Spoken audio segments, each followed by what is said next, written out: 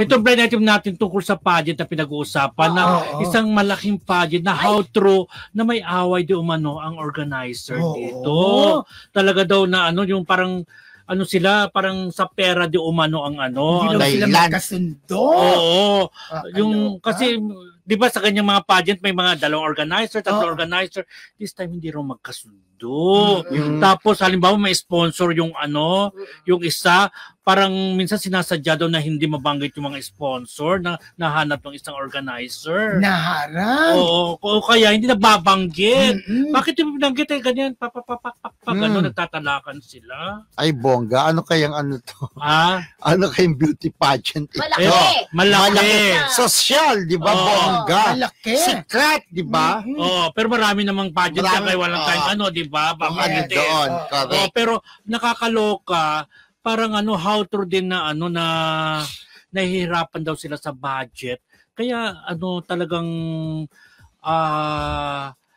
ang tawag, dumadaan sila sa butas ng karayom para mairaos ang kanilang pageant. And how true! Na nangungutang din sila, no? Ay, ganyan. Hindi pa pala silang bayaman ng lagay na yan. Kahit sikat na sikat sila, yung kanilang beauty pageant. Alam mo, mahirap pa sa ganyan friendship, lalo po yung mga sponsors, bumibitaw. Hindi naman consistent na nandiyan yung mga sponsor. Yes. Yung sponsor mo nakaraan, sila pa rin mag-sponsor ngayon. Kung matatandaan mo nga, si Gob Chavit Singson, siya talaga yung unang-unang yung mawala sa mga ranetang Miss Universe. Siya talaga yung maingay na nandyan sa likod ng Miss Universe. Correct na pumasok, di ba? Pero nung pangalawang parang medyo nawala na siya sa eksena, di ba? Parang sumuko na rin. Pero siguro nandyan pa rin siya, pero hindi gaya dati na talagang buhos talaga ang niya. Mahirap talaga pag-budget. Pero kasi yung pasok din kasi ng advertisers, lalo na sa panahong ito, hindi nakatulad dati talaga. Yun lamang isa pa yan. Kung malakihan, ngayon talaga, nagbabargain talaga.